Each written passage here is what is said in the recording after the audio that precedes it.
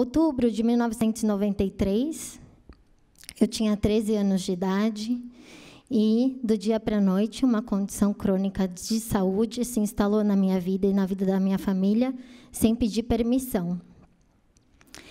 Eu, pessoalmente, já tentando processar esse momento tão impactante da minha vida, já contei essa história muitas vezes. Mas confesso que, apesar de já ter feito muitas palestras, eu sempre estive nelas com um certo distanciamento. E hoje eu decidi, junto com vocês, dar esse passo. Entrar dentro desses sentimentos que, durante muito tempo, eu tive medo. Reconhecê-los, abraçá-los e honrar a minha própria história. Porque eu sei que a minha história é única, mas ela conversa com a história de cada uma de vocês.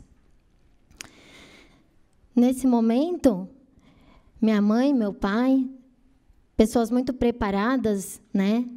Tecnicamente, minha mãe médica, com bastante conhecimento clínico sobre a doença, e meu pai engenheiro, com muitas habilidades matemáticas, que todos nós sabemos que é tão importante no dia a dia de alguém que convive com diabetes tipo 1, eles se sentiram totalmente impotentes, incapazes de me ajudar, incapazes de se ajudarem. E tudo isso foi acontecendo de tal forma que, quando fui diagnosticada, meu pai, principalmente, engenheiro, ele tinha um cálculo muito claro na cabeça dele de que a quantidade de insulina tinha que bater com a quantidade de carboidrato. Se uma unidade de insulina baixa tanto, então a gente vai manter a Fabiana sempre em níveis normais, ou seja, a Fabiana não tem diabetes. Opa, desculpa. Saiu aqui. Erro técnico aqui, Bru, me ajuda. Ou seja, a Fabiana não tem diabetes, então a gente mantém, né, os níveis de glicemia sempre normais e está tudo certo. Só que veio a realidade e ela chegou muito forte, né? Logo no começo, uma dificuldade muito grande em manter os níveis glicêmicos esperados. E cada vez mais olhando para esses números, né, eu me perguntava, o que eu estou fazendo de errado? Por que eu não consigo atingir esses objetivos que me foram colocados? Eu não sabia nem nomear essas emoções que estavam passando dentro de mim, e meus pais também não sabiam. Mas, hoje, quando eu olho para esse número, o que eu vejo? Eu vejo apenas um número. Naquela época, quando eu olhava para esse número, o que eu via? Eu via um atestado de incapacidade. Eu via um atestado de que eu estava fracassando constantemente comigo mesma e com os meus pais, com a minha família, que eram as pessoas e são as pessoas que mais me amam. O que eu pensava? Eu pensava que se o número estava ruim, era porque eu sou ruim. Eu não conseguia nomear isso aos 13 anos de idade, mas tudo isso estava acontecendo dentro de mim. E o que eu sentia? Eu me sentia incapaz, eu me sentia inadequada, eu sentia vergonha e, acima de tudo, eu sentia muita culpa. Então, era tão difícil olhar para tudo isso, era tão difícil sentir esses sentimentos, que, em algum momento, eu decidi não olhar mais. Então, eu parei de medir. Por um dia, por 2 dias, por uma semana, eu parei de medir, porque a dor de olhar para aqueles números e não conseguir atingir aquelas metas que haviam sido propostas era muito grande. Porque esses números vinham com o peso da inadequação e o sentimento de que havia algo de errado comigo. Com isso, o meu controle foi piorando. E eu fui cada vez mais negando essa situação, não só para mim mesma, mas para minha família também, escondendo o glicosímetro. Quando minha mãe ia olhar e ela via que estavam lá vários dias sem nenhum resultado glicêmico, ela achava que eu tivesse apagado para que ela não visse. Mas a verdade é que eu não tinha feito mesmo. E eu fui vivendo dessa forma por algum tempo.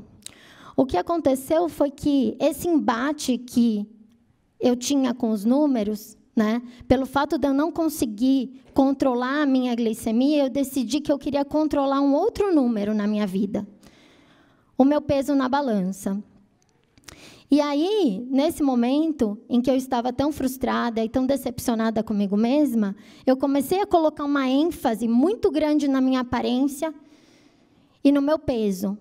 Eu nunca tive sobrepeso realmente, né? Eu nunca tive essa questão de obesidade, de sobrepeso, mas eu me sentia dessa forma, eu me sentia fora dos padrões. E aí, com isso, eu comecei a usar alguns mecanismos de compensação que me agrediram demais, que foram grandes sabotadores da minha felicidade nessa época da minha vida, entre os meus 15 e 22, 23 anos de idade.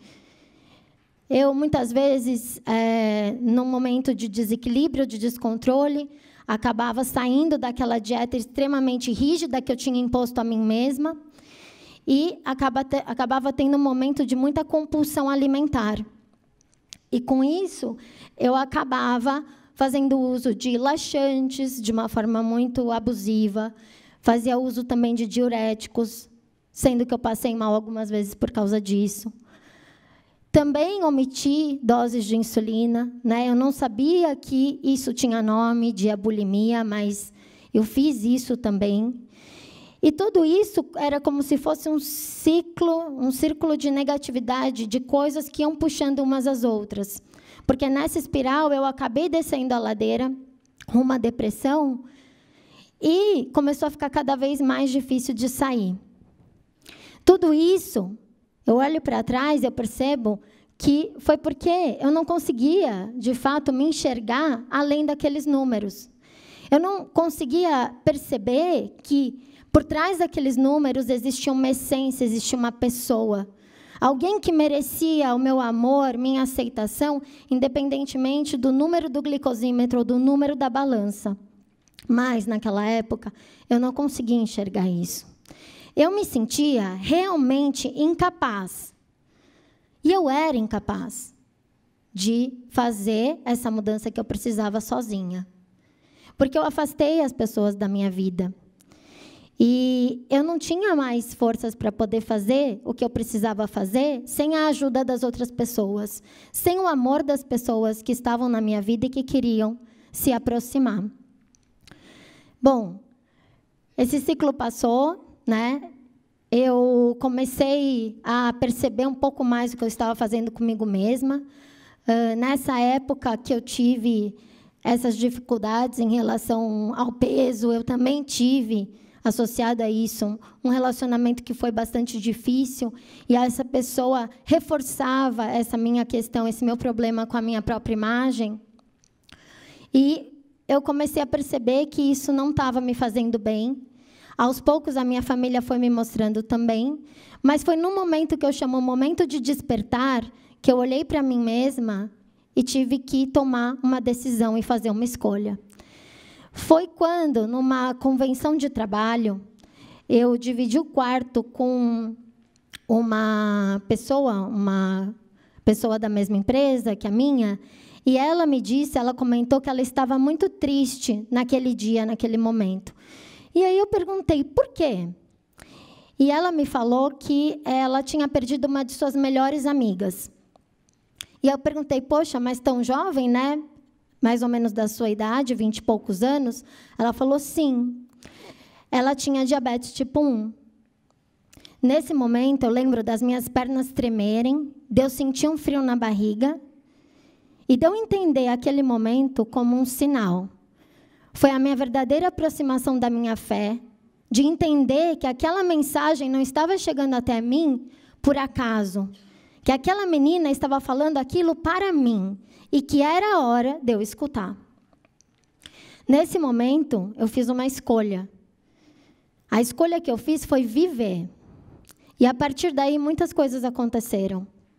Eu fui morar fora, eu fui trabalhar com diabetes, eu fui trabalhar com outros jovens que têm diabetes, eu fui entender as suas realidades, mas, principalmente, os seus sentimentos.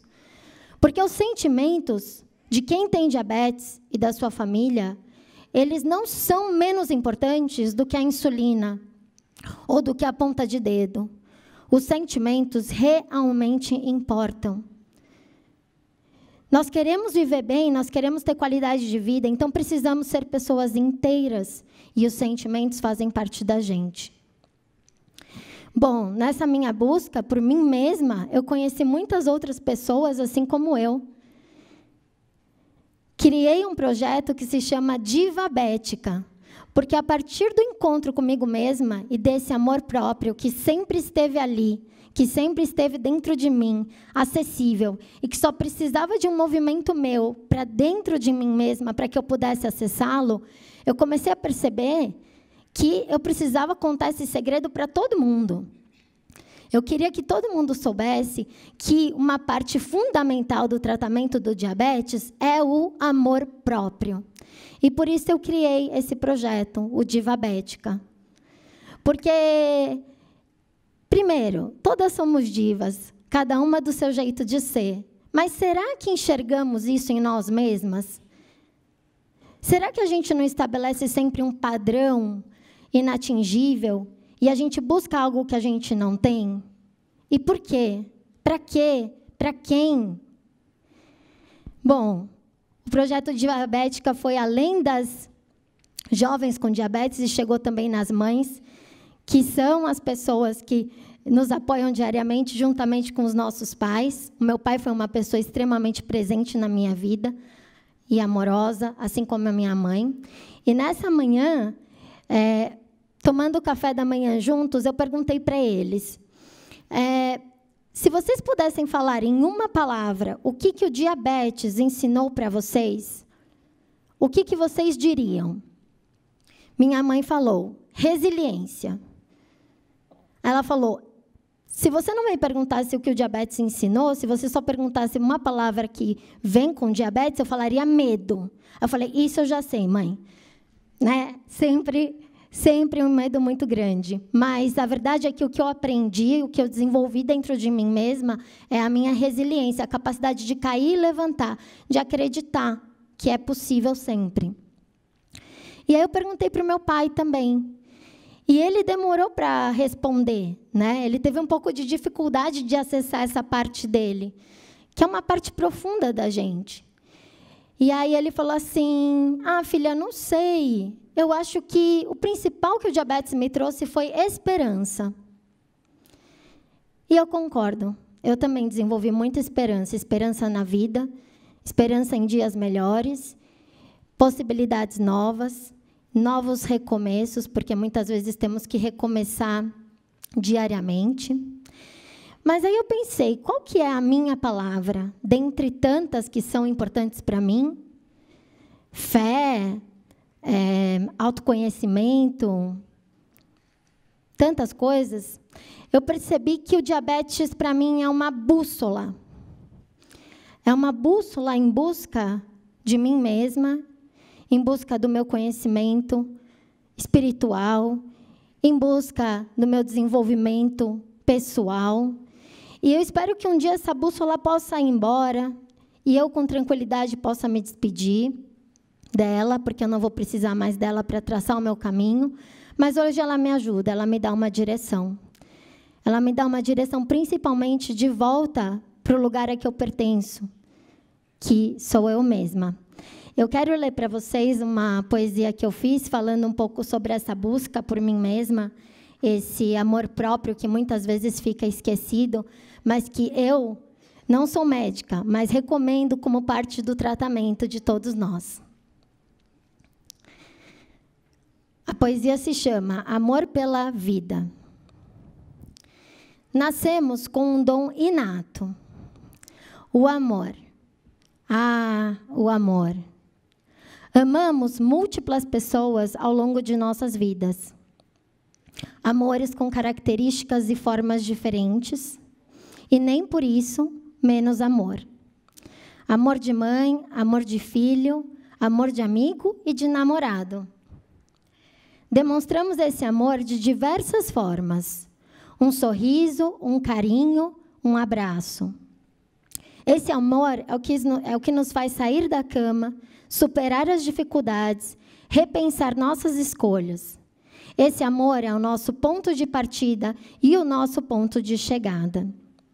É uma busca constante e assim pedimos. Mais amor, por favor.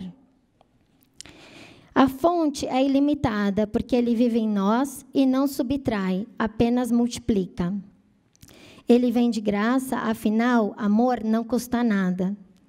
Entretanto, na solidão das nossas vidas, no nosso quarto escuro, quando estamos sozinhos, parece que esse amor desaparece e se esvai pelas mãos. Quando voltados para fora, parece que o amor vem mais fácil. Mas quando precisamos dele dentro, muitas vezes ficamos sem direção. Amor de mais e amor de menos. Como pegar um pouquinho dessa fonte para abraçar o próprio peito? Consolar as próprias dúvidas. Entender não só ao outro, mas também a si mesmo.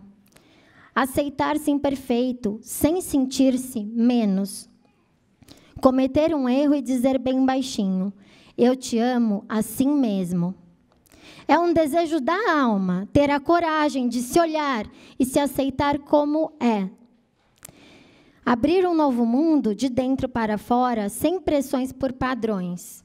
Apenas amor. Amor pelo milagre de ser assim, de ser você. Ser único, imperfeito e amado como já é. Obrigada.